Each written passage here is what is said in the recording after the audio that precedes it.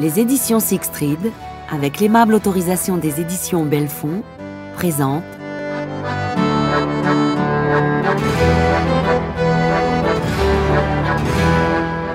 Naufrage de Gilbert Borde, interprété par Renaud Bertin.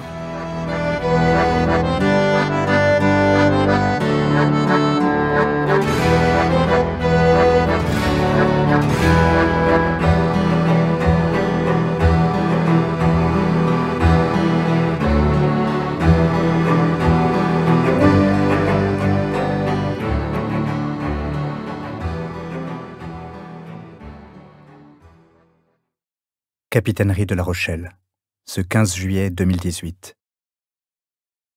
On a disposé des chaises dans le hall, où un employé fait patienter une cinquantaine de personnes. Des femmes serrent le bras de leur mari, et, les yeux rouges, essuient discrètement leurs larmes. Isolés par leur anxiété, les couples s'ignorent et guettent la porte en face d'eux, qui s'ouvre enfin.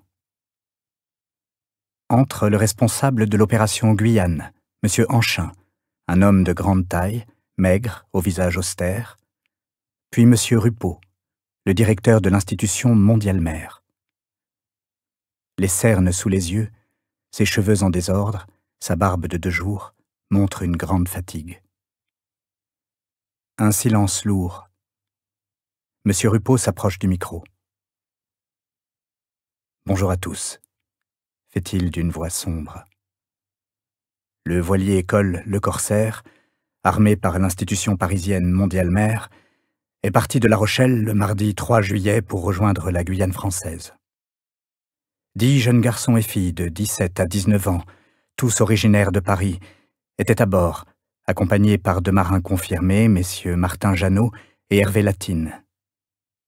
Le bateau est équipé de tous les appareils modernes de navigation et localisation GPS, balises et communication par satellite, mais cet équipement est réservé aux cas extrêmes et gardé sous clé. Ordinateurs personnels, téléphones portables et autres tablettes sont interdits. J'insiste, dans un but éducatif, tout devait se passer comme au temps de la marine à voile. Une cellule de sécurité, ici, suivait le bâtiment 24 heures sur 24 et se tenait prête à intervenir en cas de difficulté. Justement, qu'est-ce qu'elle a fait, cette cellule ? Murmure quelqu'un. Venons-en aux faits. J'y arrive, réplique M. Rupeau.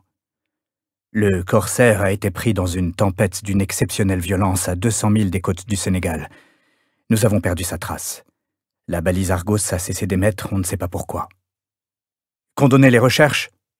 Demande un autre. Les recherches ont été lancées dès que nous avons perçu le signal de détresse.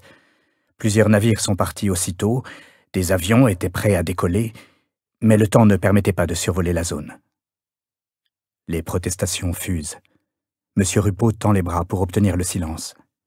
Je donne la parole à M. Anchin, coordinateur de l'opération Guyane, poursuit-il, comme pour se dédouaner d'une responsabilité qu'il sait écrasante. La tempête, d'une force et d'une durée exceptionnelles, n'a permis au secours de se rendre sur place que 50 heures après le signal de détresse. Les avions ont patrouillé sur une zone de 200 milles tout autour, et ils continuent. Vous voulez dire que rien du tout. On cherche. La vérité, c'est qu'il a coulé, s'emporte un homme au premier rang.